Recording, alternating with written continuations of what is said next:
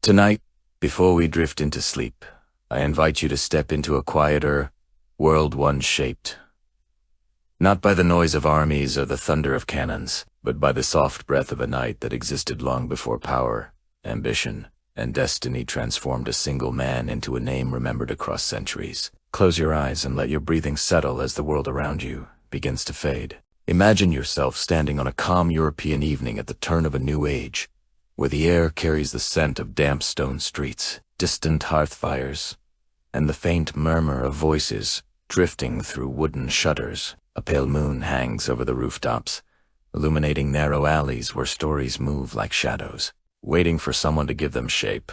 As you breathe in, picture the continent as it once was, fragile, restless, uncertain. Kingdoms tremble beneath the weight of change. Markets filled with rumors carried by merchants who speak softly, as though the future might hear them. Lanterns swing gently in the wind, casting warm light across cobblestones worn smooth by countless footsteps. Somewhere in the distance a church bell tolls, slow and measured, its echo stretching across fields and rivers that separate one world from another. It is a time suspended between old traditions and new desires, a moment when history itself pauses as if aware of what is about to unfold. In this quiet landscape, imagine a young boy on an island surrounded by deep blue waters, far from the thrones and palaces where decisions are made. He listens to the wind that sweeps across the mountains of his home, wondering about the vast world beyond the horizon. He carries notebooks filled with thoughts sharper than anyone expects from a child his age. He watches people,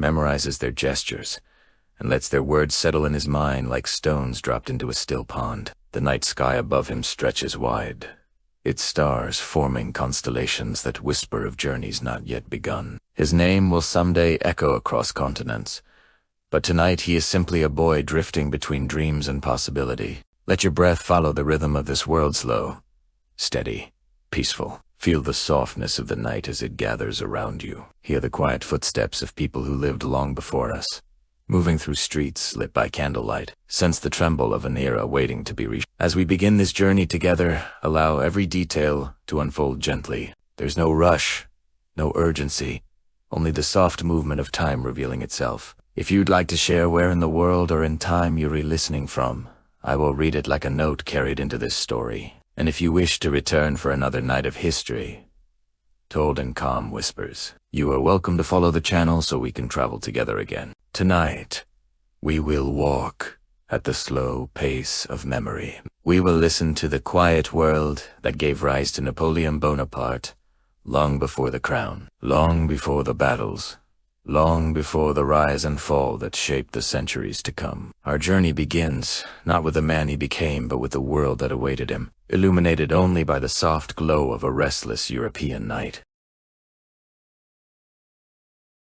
Before Napoleon Bonaparte took his first steps into history, the world he would eventually reshape was drifting through a moment of quiet tension, like a breath held too long beneath the ribs of an entire continent. Imagine wandering through the Europe of the late 18th century not as a historian flipping through pages of dates and wars, but as a traveler moving slowly along cobblestone streets, across rolling fields, and through cities. They carried centuries of memory in the worn stones beneath your feet. The air often felt heavy with the scent of rain, wood smoke, and the distant hum of life unfolding in ways people had grown accustomed to, even when they sensed the ground shifting beneath them.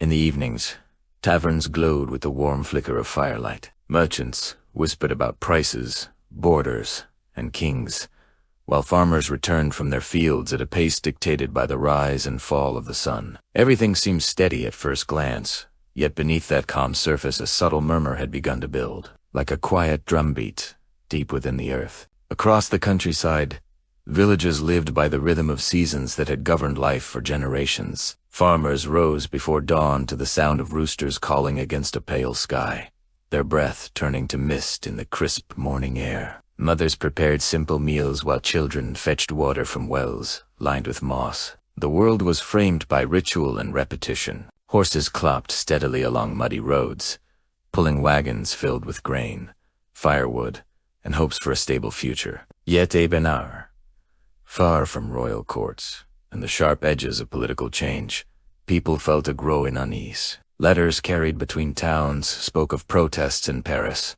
shortages in grain, and taxes that pressed against families like an unforgiving hand. No one could yet see the storm gathering on the horizon, but many could feel the cold wind that often comes before a great shift. Meanwhile, in the grand cities of Europe, life trembled between elegance and uncertainty. In Paris, London, Vienna, and Rome, chandeliers shimmered above rooms filled with aristocrats who danced and laughed as though the world were made only of polished floors and music. Carriages rattled through narrow streets lit by oil lamps, their wheels splashing through puddles left by afternoon rain. Markets bustled with voices vendors, calling out prices of freshly baked bread. Fishmongers shouting above the din.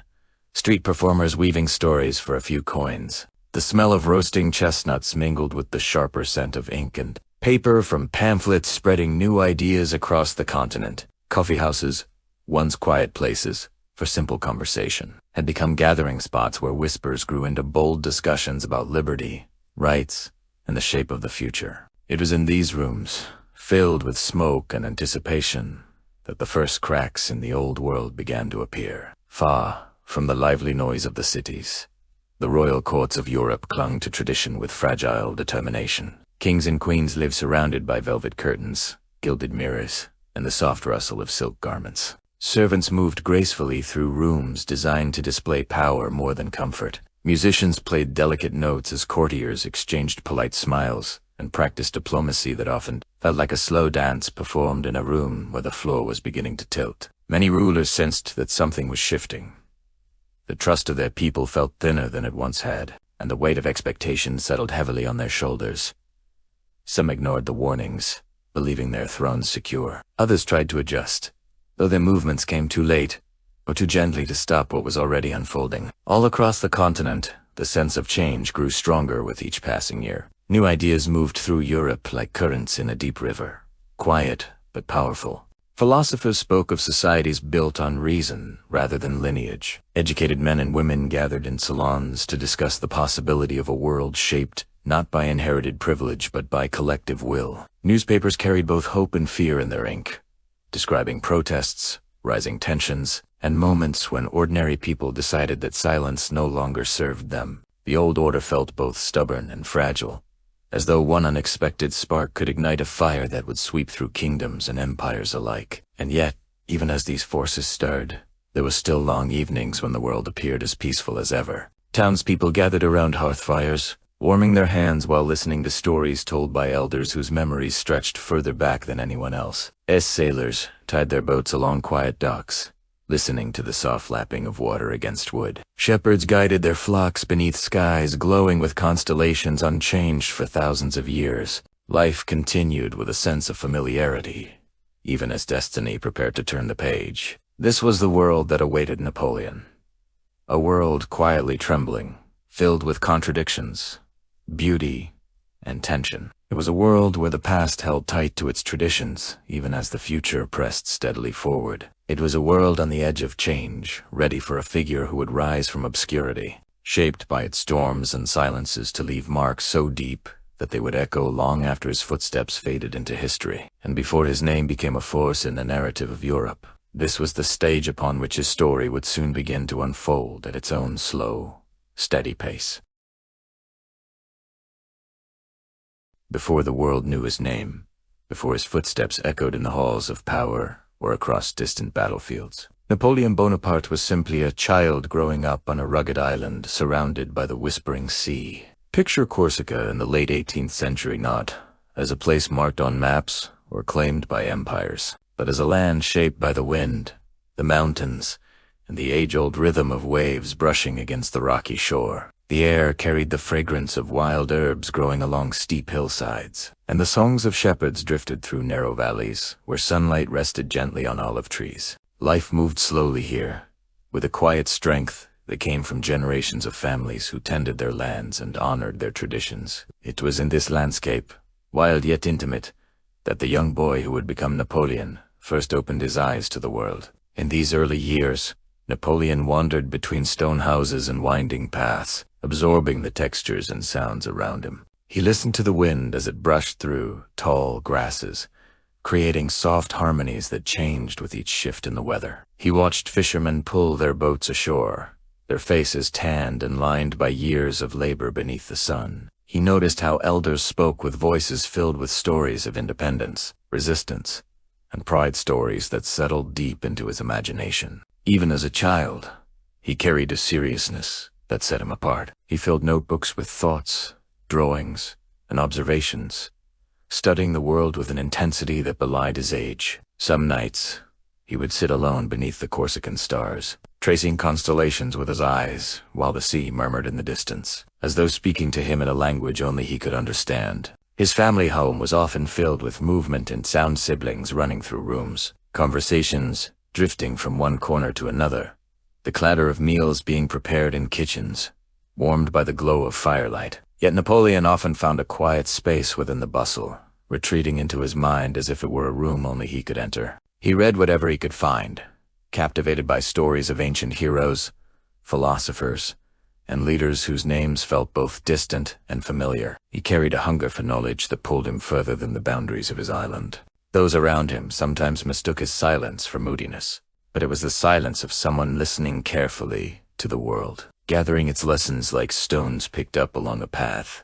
Despite his introspective nature, the young Napoleon was not untouched by the turbulence of his surroundings. Corsica itself was a land shifting between allegiances, caught between the pride of its people and the pull of powerful nations around it. Conversations about independence and foreign rule drifted through markets and homes alike. Napoleon absorbed these tensions with the same intensity he applied to his studies. He felt the weight of identity and belonging long before he could articulate it. The island's struggles imprinted themselves on him as deeply as its landscapes did, shaping the quiet fire growing within him, a fire that would one day ignite far beyond its shores.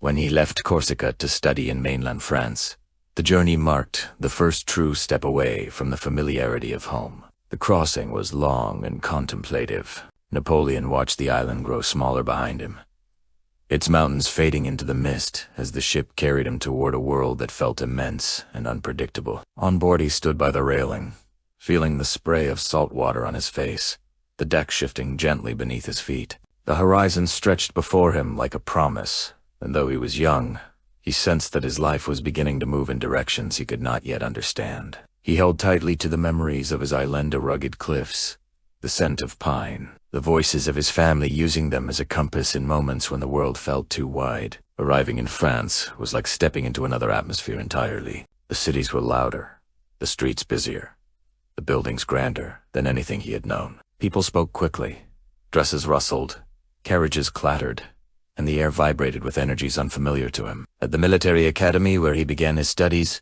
he walked among boys from wealthy and powerful families, feeling the difference in status like a subtle weight pressing against his shoulders. But instead of discouraging him, this new world sharpened his resolve. He studied harder, moved with purpose, and allowed the discipline of the academy to shape him. Each lesson, each drill, each evening spent reading beneath dim candlelight added another layer to the young dreamer who had once sat beneath Corsican stars.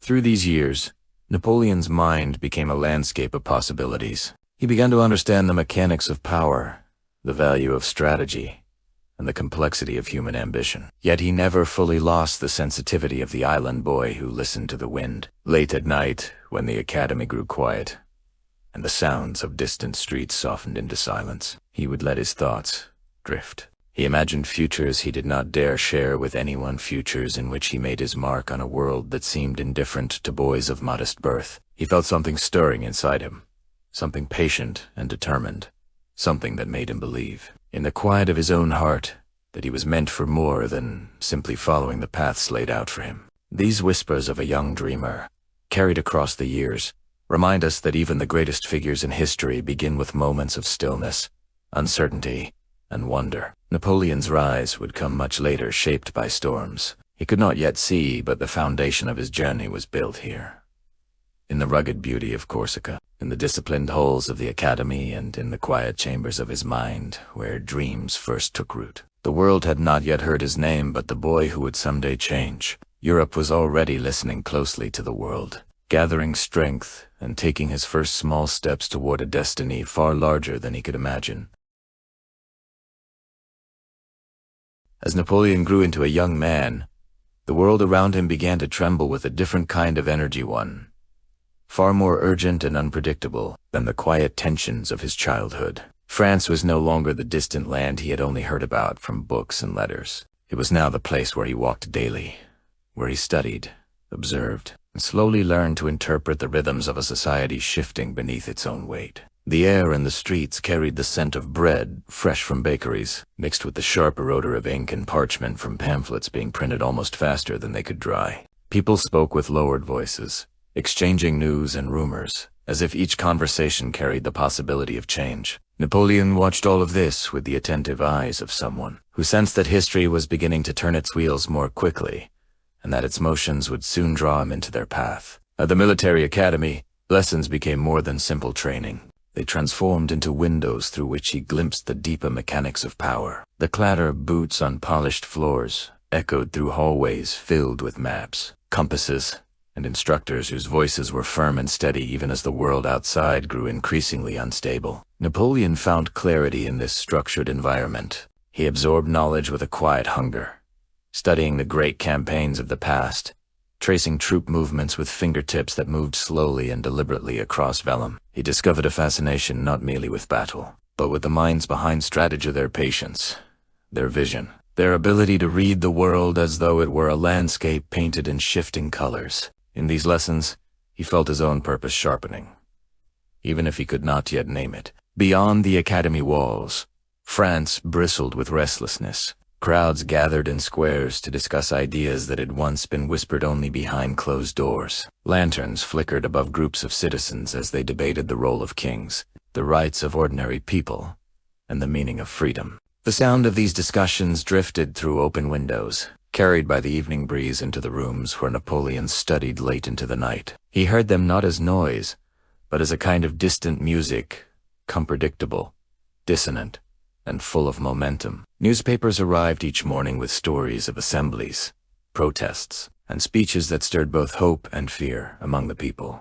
To Napoleon, these events felt like currents in a river growing faster, stronger, and harder to resist. His first steps into this transforming world were small but decisive. During breaks from his studies, he wandered through the streets of France with a quiet intensity, observing faces lined with worry, determination, or excitement. He saw mothers carrying baskets to crowded markets, artisans repairing shutters or tools worn by years of work, and young men clustered on corners, their conversations steeped in the language of change. France felt alive in a way he had never experienced before. Every street seemed to carry its own heartbeat, every door its own story. Even the air felt charged, as though the very atmosphere was aware of the revolution stirring within it. When Napoleon received his first commission as a young artillery officer, the moment felt like a threshold. The uniform he wore carried both weight and promise. Standing among soldiers older and more seasoned than himself, he felt a mix of humility and determination.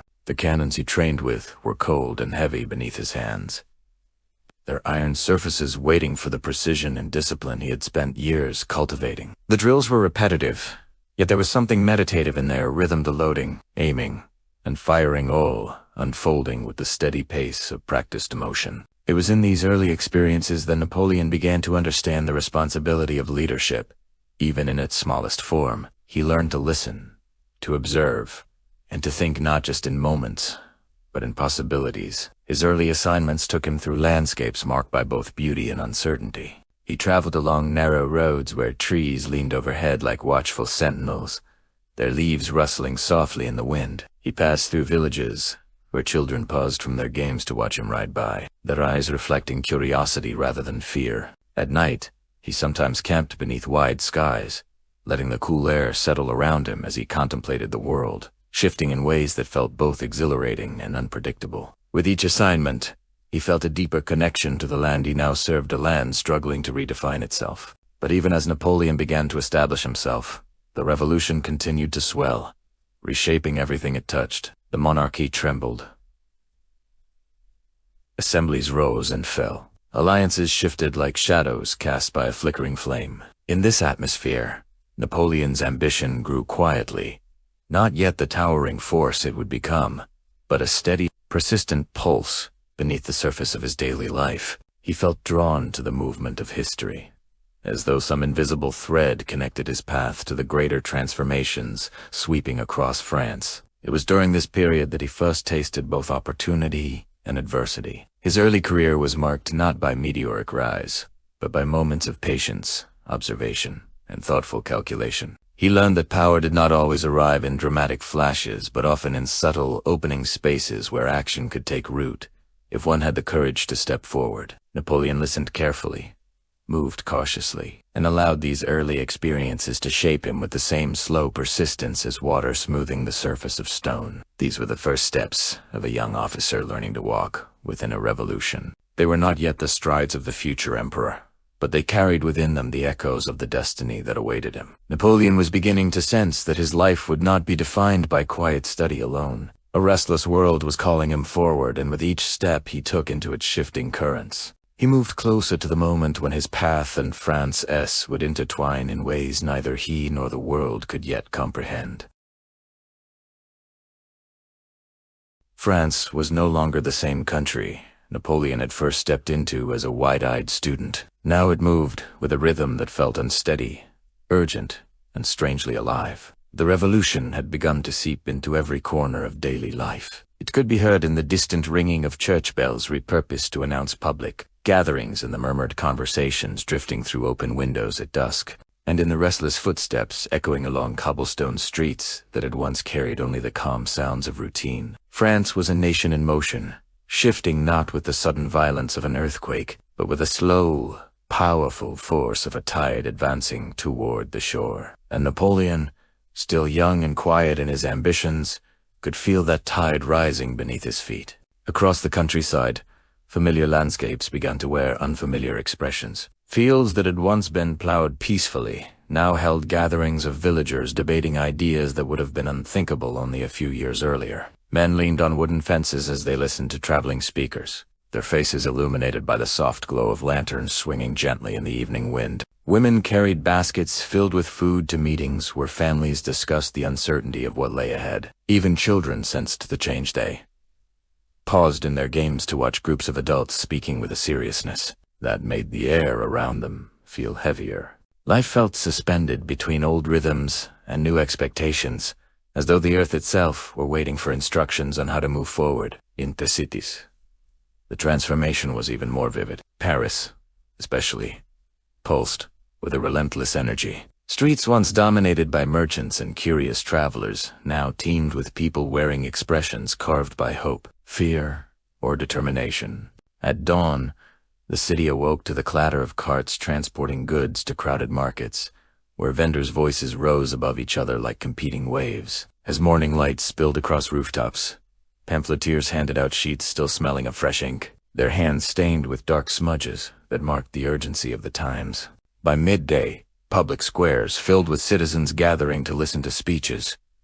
Some stood silent and attentive, others murmured agreement or disapproval. The air grew thick with the scent of smoke from nearby cafes, where political debates drifted out into the streets like restless spirits. Napoleon found himself drawn to these movements not as a participant in the frenzied crowds, but as an observer standing on the edges of the unfolding drama. He walked through neighborhoods where posters hung on walls and buildings bore the marks of recent unrest. He listened to conversations spoken in hurried tones, arguments about rights, freedom, war, and the fate of a nation whose future seemed to shift by the hour. To Napoleon, these voices were not noise. They were clues, fragments of a larger story being written in real time. He felt the pulse of the city thrum through him, awakening something inside him on awareness that the world around him was reaching for direction, for structure, for leadership. The military, too, was changing. Officers who had once held their positions by virtue of birth now felt the pressure of proving themselves through merit. Barracks that had once followed predictable routines became spaces where new ideas challenged old hierarchies. Napoleon stood amid these changing structures, watching his fellow officers whispered about promotions, dismissals, and shifting elite, the clatter of weapons being inspected, the stump of boots across parade grounds, and the bark of commands carried tones sharper than before. Soldiers trained with the knowledge that the fate of the country depended not on distant monarchs but on the actions of ordinary men who were now asked to stand on the front lines of a future being reshaped by revolution. Yet even amid this movement, there were moments of stillness. On quiet evenings, Napoleon walked alone through gardens that had once belonged to nobles who had fled or been removed from their estates. Leaves rustled lightly around him, stirred by gentle breezes that seemed indifferent to the chaos unfolding elsewhere. In these rare moments of calm, he contemplated the fragile balance between order and upheaval. He thought about the stories of ancient leaders he had studied as a boy, and how many of them rose not by force alone, but by stepping into a void left by uncertainty. He felt, in the depths of his mind, that France was creating such a void, a space where someone might someday step forward with clarity. The revolution continued to move like a river gathering speed.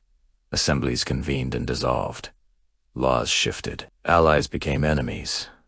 Enemies became symbols. Every citizen, willingly or not, became part of the tide sweeping across the country. And yet, beneath the noise and the passion, Napoleon sensed something deeper.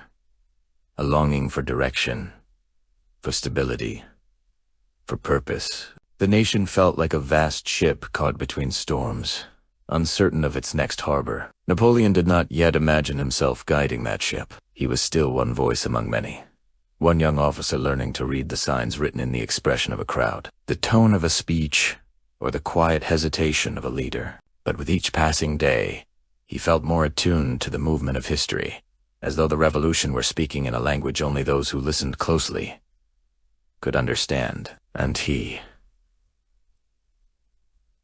listened. He listened with the same intensity he once gave to the wind blowing across the mountains of Corsica. Every echo, every tremor, every shift in the tone of France became part of the map he carried in his mind, an invisible chart of possibilities and risks. The nation was in motion, and though he did not yet step forward to shape its course, Napoleon was beginning to feel its movements align with the steady, growing rhythm of his own destiny.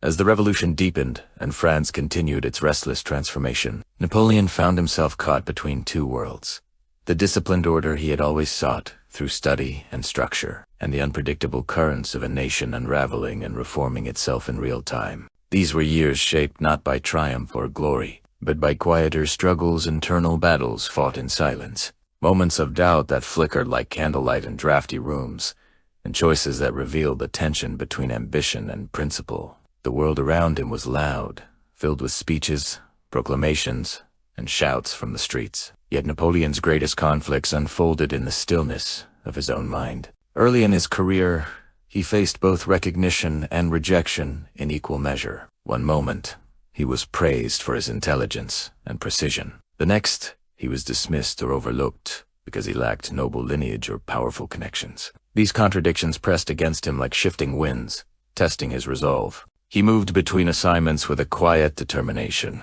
keeping his thoughts guarded and his emotions shielded beneath a calm exterior. Colleagues sometimes misunderstood his seriousness as arrogance, but it was simply the natural gravity of someone who carried more questions than answers, and who felt the weight of expectation long before he had the power to fulfill it. The revolution's chaos made even the smallest decisions feel uncertain. Command structures rose and fell with alarming speed. Officers were replaced, not only for incompetence, but also for political differences. Rumors traveled faster than orders. Napoleon often lay awake at night, staring at the ceiling of his modest quarters, while the distant sound of marching boots echoed through the streets. Shadows shifted along the walls as candle flames wavered, and he listened to the storm building outside and within. These moments of solitude were not emptied.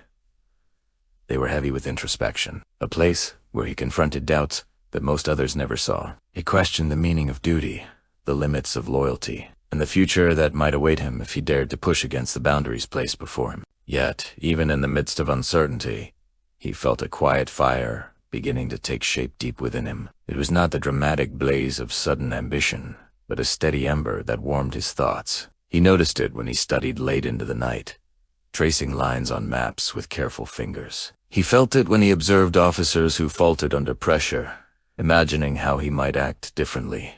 He sensed it when he walked through the shifting landscapes of France, streets filled with tension, fields scarred by conflict, and towns trying to rebuild a sense of stability. This inner fire was a companion he did not speak of, but it grew with each passing season, shaping the contours of a future he was only beginning to glimpse. The early battles he witnessed and participated in were not the grand campaigns that would later define him, but they left impressions that ran deeper than the marks of any cannon or musket. They taught him the weight of command, the fragility of human resolve, and the delicate balance between courage and fear. Standing on muddy ground beneath gray skies, he saw men hesitate, advance, retreat, and rise again. He felt the rumble of artillery through the soles of his boots, the metallic scent of gunpowder lingering in the air long after the smoke cleared. Yet even surrounded by violence, he observed everything with a calm focus that surprised those who watched him.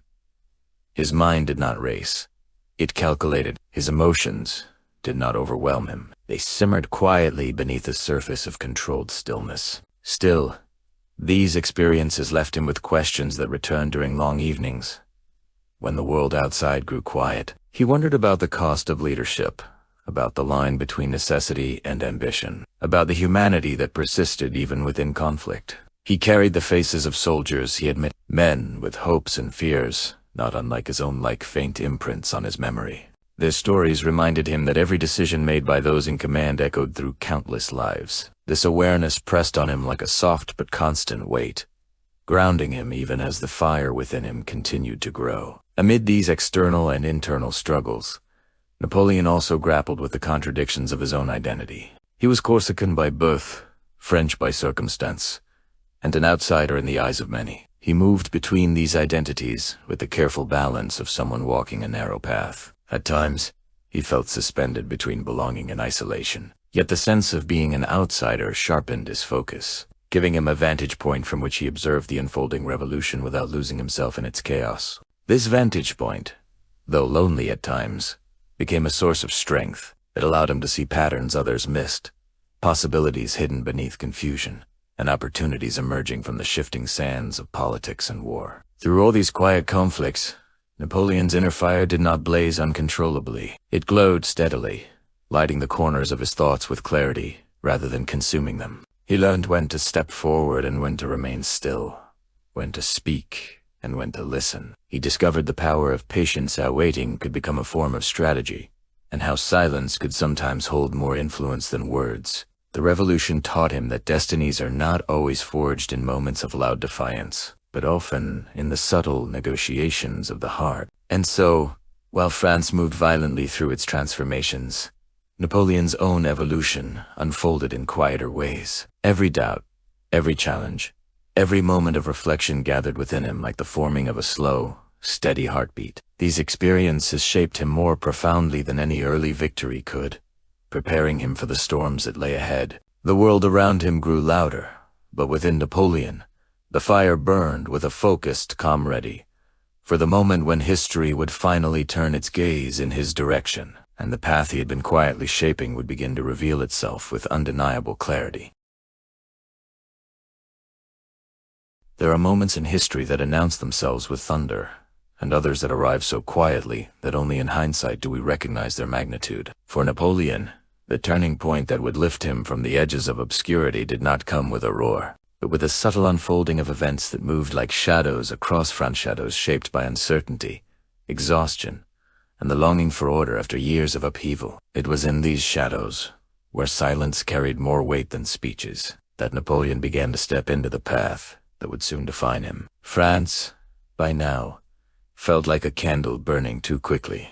The early fires of revolution had dimmed into a restless glow. The government, fragile, divided, and worn thin by fear, surged for stability it could not provide. Corridors once filled with confident voices now echoed with hesitant footsteps. Documents lay scattered on desks beneath flickering lamplight as leaders debated solutions that dissolved as soon as they were spoken. Outside, the people moved through their days with the weary calm of those who had survived too much change to be surprised by anything. It was a country waiting for a steady hand, even if it did not yet know whose hand that would be. Napoleon, returning from his campaigns, found himself navigating this fragile landscape with a quiet alertness. He sensed that the air had shifted in his absence, not dramatically, but like a room where someone had moved the furniture ever so slightly. Alliances formed and dissolved rapidly. Invitations to dinners and meetings arrived with tones that hinted at both opportunity and caution. Those in power were searching for someone who could bring clarity to chaos, someone who could make decisions before doubt took hold. Napoleon attended these gatherings with reserved composure, speaking little, observing much. His silence drew attention. His certainty, even when unspoken, drew inquiries. The night that would later be remembered as the turning point, the 18th of Brumaire, did not feel monumental as it unfolded. It felt more like a long exhalation from a nation too tired to resist the pull of a new direction. Paris lay under a pale autumn sky, the chill settling over the city like a thin veil. Carriages rolled softly over damp streets, their wheels whispering against the stone. Inside government chambers, candles cast trembling halos across wooden tables where papers lay in disarray. Leaders spoke in low voices, their eyes betraying the fear of losing what little control remained. Napoleon moved through these rooms with deliberate calm. His footsteps were measured, his posture steady, his voice low but firm when he finally spoke. He did not raise it above the murmurs around him. He didn't need to. His presence alone commanded attention. Those who watched him felt something shift, not the fall of a leader or the rise of a new regime, but the subtle rearrangement of the balance within the room. It was as if the atmosphere had tilted slightly, acknowledging a truth everyone sensed but had not yet named. Outside, soldiers waited with a quiet discipline that mirrored Napoleon's own. The soft metallic clink of armor, the muted rustle of uniforms, and the steady breath of horses became the soundtrack of this unassuming coup. There were no grand clashes, no dramatic declarations. Instead, the transition unfolded like a shadow moving across a wall slow. Quiet, inevitable. Napoleon did not seize power in a storm. He stepped into a vacuum that had been widening for months, perhaps years. The nation, exhausted and uncertain, allowed the shift to happen almost gently. For Napoleon himself, the weight of this night settled in his mind like the calm after a long storm. He understood that he had crossed a threshold, though he did not celebrate it. The path ahead was wide but steep, offering both possibility and peril in equal measure. As he walked home through the dimly lit streets, the lamps casting long, wavering reflections on the wet pavement, he felt the mix of anticipation and responsibility resting heavily on his shoulders. He did not move more quickly or stand more upright. Instead, he walked with the same quiet steadiness he had carried for years. Only now, the echoes of his footsteps sounded different, as though the city itself acknowledged his new place within its story. In the days that followed, France awakened to the news with a mixture of relief and wary acceptance. People went about their business. Bakers needed dough before dawn. Market stalls opened. Children laughed in narrow streets yet. An undercurrent of change hummed gently beneath everything. A new leadership had begun to form, not with fanfare but with the promise that perhaps, finally, the chaos might settle. Napoleon's name spread through villages and cities like a whisper, soft, curious, attentive. This moment, born in quiet corridors and shadowed decisions, would become the foundation of a new era. And while the world would later remember it as the beginning of Napoleon's ascent, for him it remained something far more intimate, a confirmation of the path he had sensed all along. Shaped not by noise, but by calm certainty, the turning point had come, not with thunder, but with the soft shifting of history, as Sueton Napoleon was now standing where the next chapter was ready to be written. With power finally resting within his reach, Napoleon found himself standing at the edge of a new Chapter 1, filled with promise yet shadowed by the quiet costs that come with rising too quickly. The world around him admired the clarity with which he moved, the certainty in his decisions, the discipline he carried like a second skin. But beneath these visible traits lived a landscape shaped by losses, sacrifices, and lessons carved into him long before he stepped into leadership. This chapter of his life unfolded not in grand halls or triumphant parades, but in quiet rooms, long nights, and silent reflections, where the true weight of responsibility revealed itself. In these early years of authority, Napoleon learned that power, though alluring, came with its own shadows. He felt the strain in the simple moments, the early mornings, when he rose before dawn to read reports by candlelight. The evenings when he walked through dimly lit corridors, the echoes of his footsteps stretching out behind him like the memory of choices he could not undo. The nation looked to him for direction, but he often found himself alone with questions that carried no easy answers. He understood that each decision, even those that brought stability, left ripples that touched lives he would never meet. This awareness slowly settled into him like the low hum of an engine deep within a ship, a constant presence that could neither be silenced nor ignored.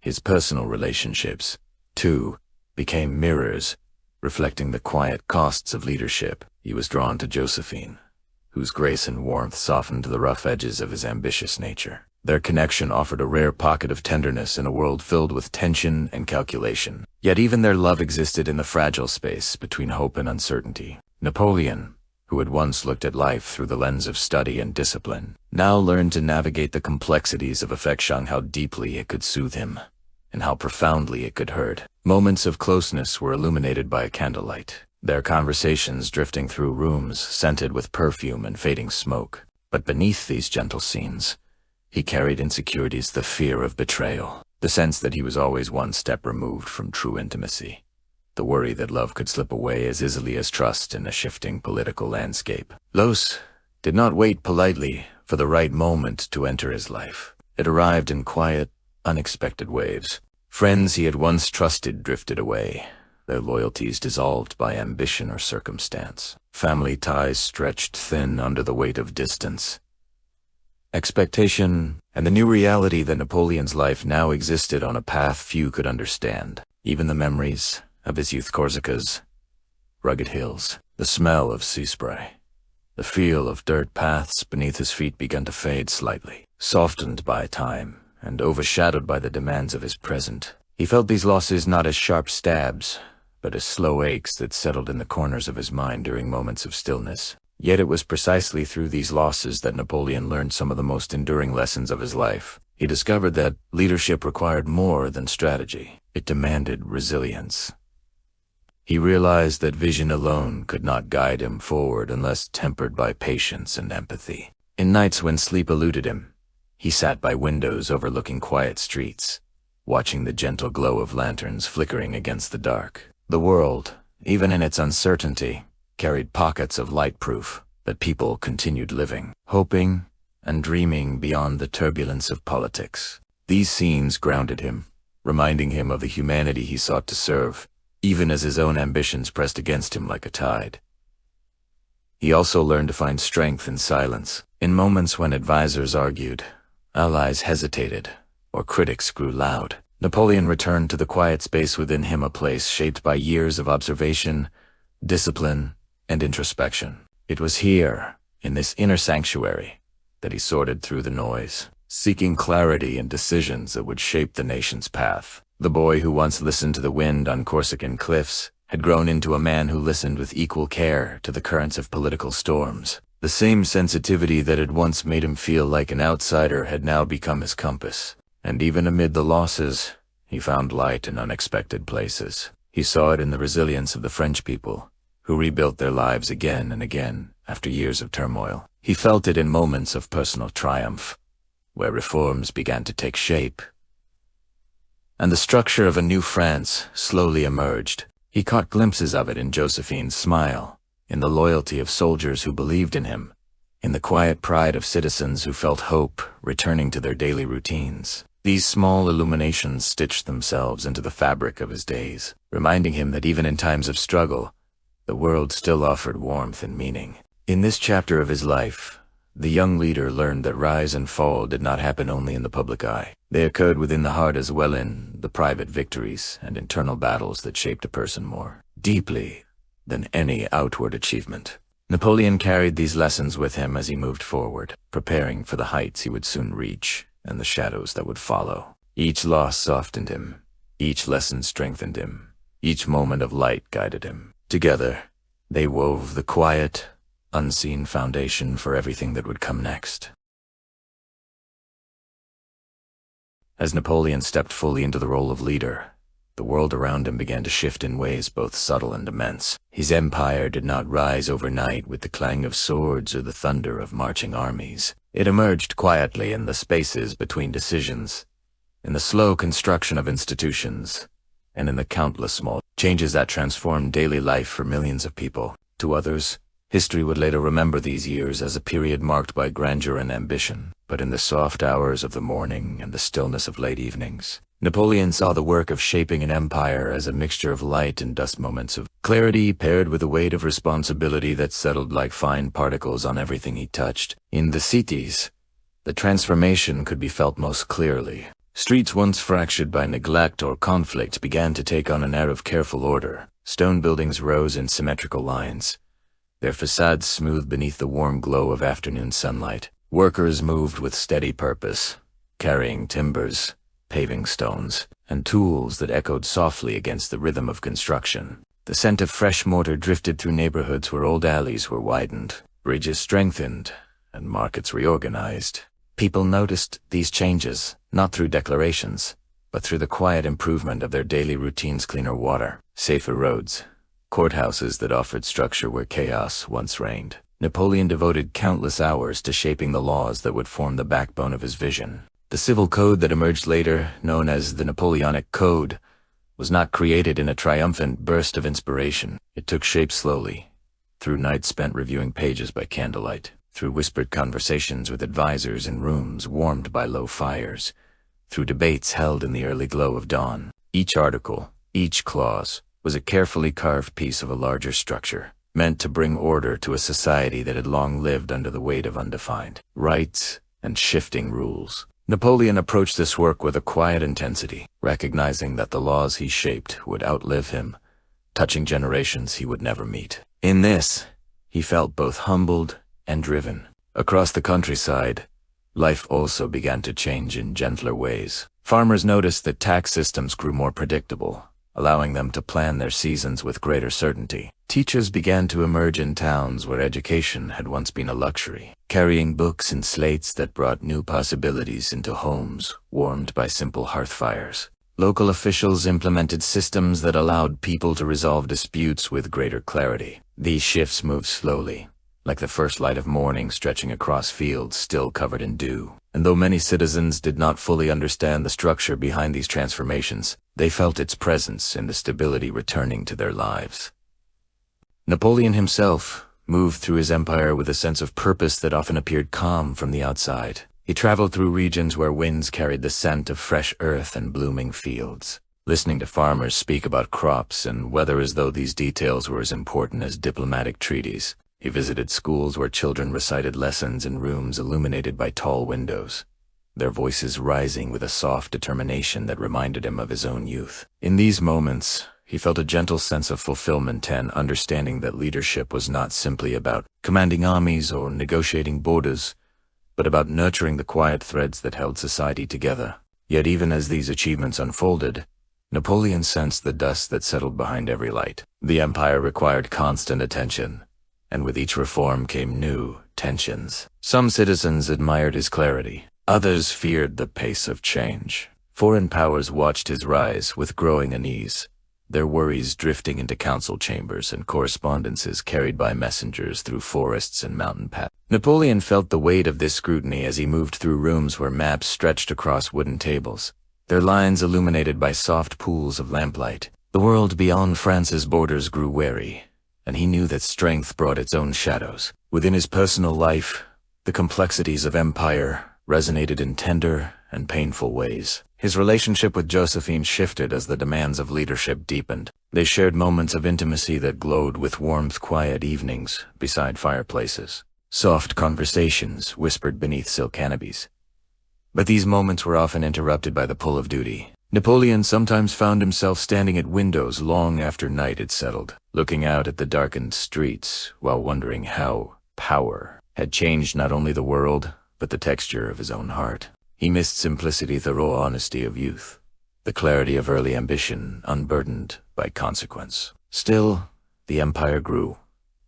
It expanded not only through territory but through influence, carried on the backs of reforms, institutions, and ideas that reached far beyond Napoleon's immediate presence. Even when he traveled, the effects of his work could be felt in the quiet efficiency of local administrations, in the precise organization of roads, in the architecture that blended elegance with discipline. His legacy was forming like a structure half in sunlight, half in shadow, its foundation steady but not without cracks. These were years shaped by creation more than conquest years, where Napoleon's vision extended beyond the battlefield, weaving itself into the fabric of daily life. They revealed a leader who believed deeply in the structures he built, even as he recognized that nothing crafted by human hands was immune to time. The empire shimmered with promise, its brightest moments illuminated by the hope of a nation longing for order after turmoil. And yet, beneath that light, a fine dust gathered, the dust of compromise,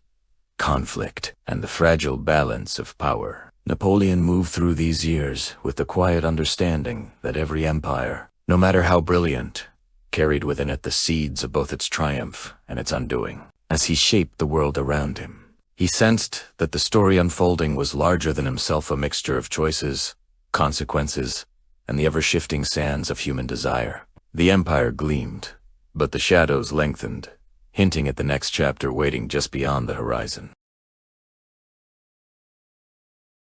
As the years passed, the empire Napoleon had shaped with such precision began to bend under the weight of its own expanse.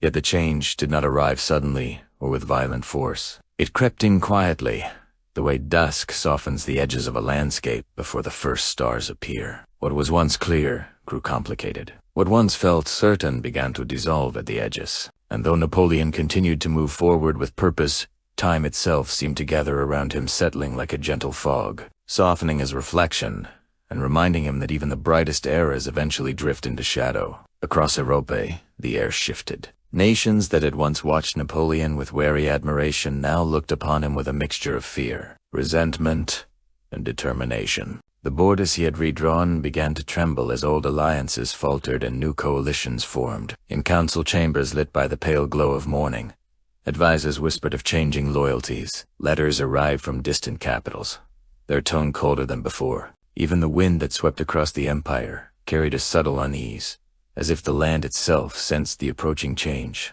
long before the first battles of decline were fought. Within France, the people also felt the strain. They still benefited from the structures Napoleon had built, but beneath the order lay a quiet, fatigued families whose sons had been called to distant campaigns, fields left untended, and homes that waited in stillness for footsteps that never returned. Street markets remained lively, filled with the scent of bread and warm spices, but conversations carried an undercurrent of uncertainty. Mothers spoke softly about their children's futures. Veterans stood in the shade of buildings, their eyes distant, their memories heavy with the weight of marshes through frozen plains and windswept valleys. The empire remained, but its glow shimmered with the fragile beauty of something stretched too thin. Then came the winter that would be remembered long after Napoleon's footsteps faded.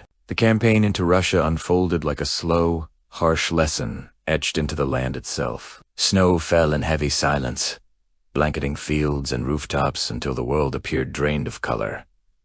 The cold was not merely a season. It was a presence harp, merciless and unyielding. Soldiers marched through landscapes swallowed by ice, their breaths turning to clouds that drifted away like tiny ghosts. Horses struggled through drifts that rose higher with each passing night. Fires crackled weakly, unable to warm hands that trembled from exhaustion. Napoleon watched over his men with a solemn intensity, carrying the knowledge that the decisions he made, even with the purest intention, had brought them to this place of hardship. In the quiet moments of that campaign, as the wind howled like a distant lament, Napoleon felt time beginning to tighten its circle around him. He realized that power, no matter how fiercely held, could not bend the natural forces of the world or the limits of human endurance. He stood beneath a sky heavy with stars that seemed further away than they had ever been, and he felt, perhaps for the first time, that he was walking through a chapter whose ending he could sense, even without seeing. The boy from Corsica, the young officer shaped by revolution, the leader who had built an empire of both light and dusty, now found himself face to face with the quiet truth that no ascent, no vision, no ambition was immune to the gentle pool of time's inevitable curve. When he returned to France, it was not as the unquestioned leader he had once been, but as a man carrying the weight of an empire beginning to crumble. Crowds still gathered when he passed, yet their cheers were tinged with uncertainty. People recognized him, but they looked at him differently. now as though they were seeing not only the figure of history, but the vulnerable human beneath it. And Napoleon felt this shift in their gaze. It settled softly on his shoulders, not as judgment, but as a reminder that greatness and fragility often walk side by side. As losses accumulated and alliances slipped through his grasp, Napoleon moved through halls he had once filled with confidence.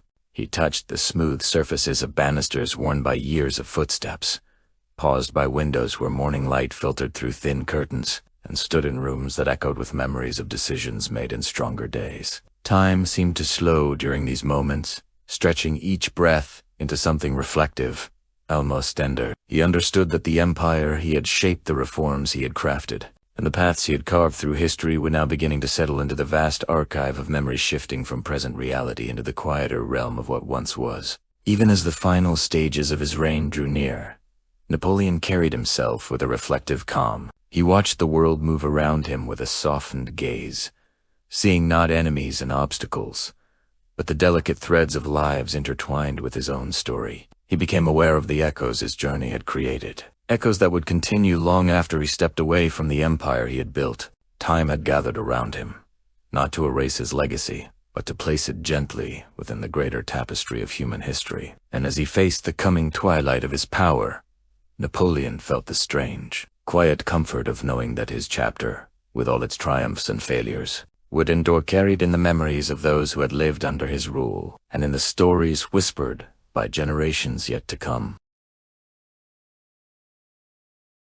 When the tides of destiny finally withdrew from Napoleon's grasp, they carried him far from the streets and palaces that had once echoed with his footsteps. His journey led him across vast waters to a remote island where the winds seemed to speak a language shaped by solitude. This new landscape, distant from the thrones and armies that had defined his life, greeted him not with hostility, but with an enveloping quiet so deep that it seemed to soften everything it touched. Here, on the island of St. Helena, time no longer rushed. It drifted, slow and unhurried, like a long exhale at the end of a lifetime of movement. The island itself felt ancient, its cliffs rising sharply from the sea, as if carved by centuries of tides that never paused in their patient work. Waves crashed below, sending mist into the air that smelled of salt and stone. Narrow paths wound through rugged terrain marked by patches of stubborn greenery struggling against the harsh winds. The sky often hung low, wrapped in clouds that drifted across the horizon like thoughts too heavy to settle. It was a place where each breath felt deliberate, as if the world were reminding him to move more slowly, to release the weight of years that had pressed against him. Within his modest residence, Napoleon found himself surrounded by objects far simpler than the symbols of power he once carried with ease. A wooden desk, a few books stacked neatly, a bed positioned near a window that overlooked a restless sea. He spent long hours seated at that desk, writing memories that spilled gently onto the page, reflections of battles fought, of choices made, of dreams that had driven him forward with relentless force. Yet these writings did not carry the tone of a conqueror. They felt more like whispers to himself, fragments of understanding gathered across a lifetime, now laid down with humility.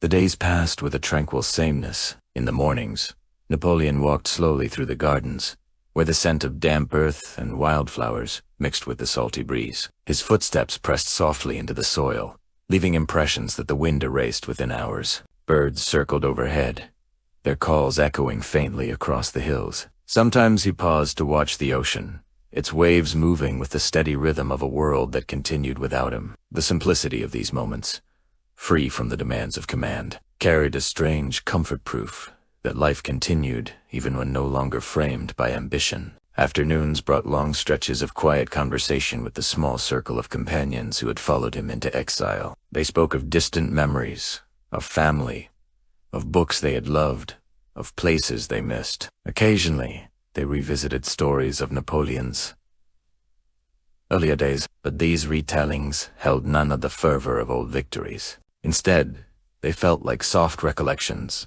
smoothed by time and warmed by the faint glow of shared experience. Napoleon listened with patience, allowing each memory to drift through him like a song from another life. He no longer sought to impose his will upon the world. He sought only to understand it. In the evenings, when the sun dipped below the horizon and painted the sky in hues of amber and violet, Napoleon often stood alone by the window. The air cooled, carrying the distant roar of the ocean as though the sea itself were breathing in the darkness. Shadows stretched across the room, and candlelight flickered against the walls, creating a gentle interplay of light and calm.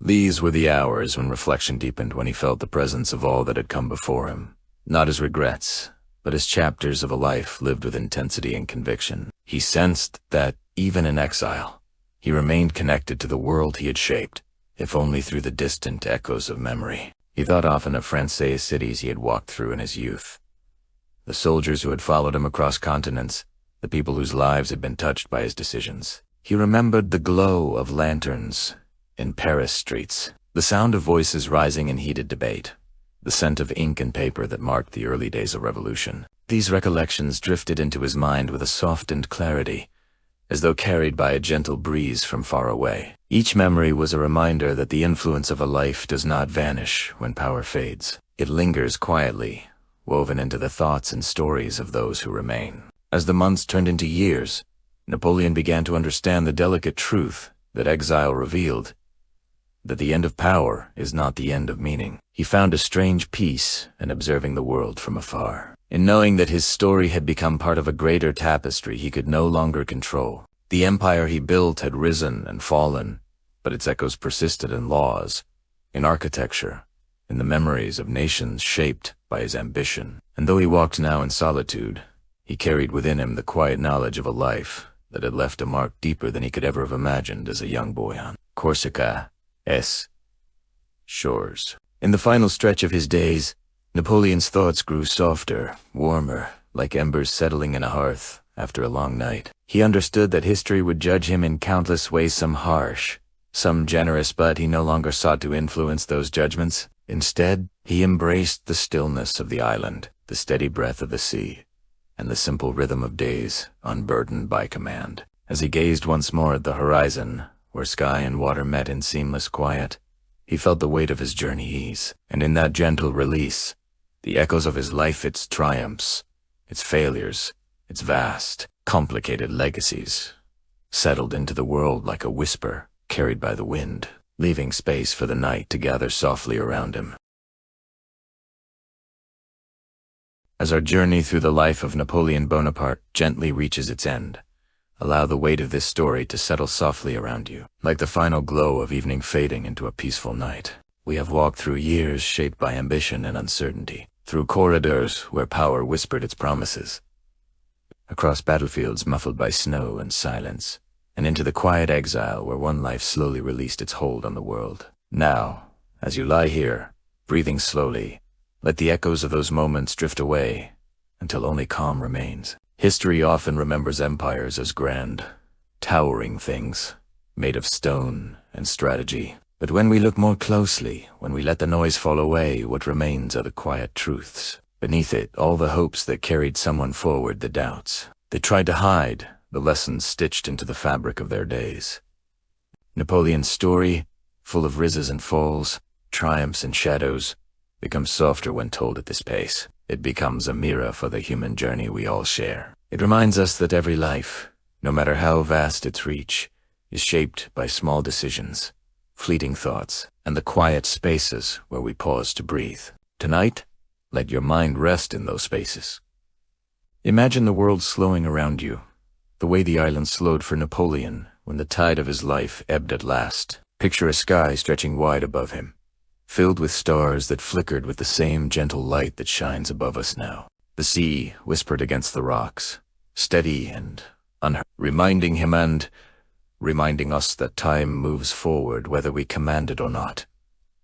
In that realization, there is peace. As you settle deeper into comfort, feel yourself letting go of the weight you carried into this moment. Let each breath pull you further from the noise of the day. Let the story dissolve into quiet images.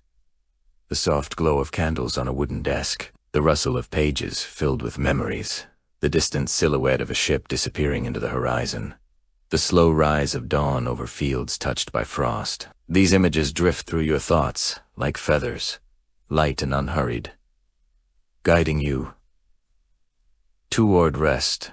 You have traveled across decades tonight, but there is no need to hold on to the details now. Allow them to fade gently, like mist warmed by the morning sun. What matters is the feeling, the calm, the slowing of the heartbeat, the gentle reminder that stories, even the grandest of them, can end softly. You are here, safe, still, and the world around you is quieter than it was when you pressed play. This moment belongs only to you. If you'd like, you can share where you're listening from, somewhere in the world, somewhere in time, and I will read it as part of the next journey we take together. And if you feel the pull to return to this space on another night, you're welcome to follow the channel. I'll be here, waiting to guide you through another story told softly, at the perfect pace for sleep. For now, let your breath slow. Let your eyes grow heavy. Let the night wrap around you like a warm blanket. You have walked far enough for one evening. The stars outside are steady, patient, and kind. They have watched countless lives rise and fall, and they shine just as gently now for you. Rest beneath them.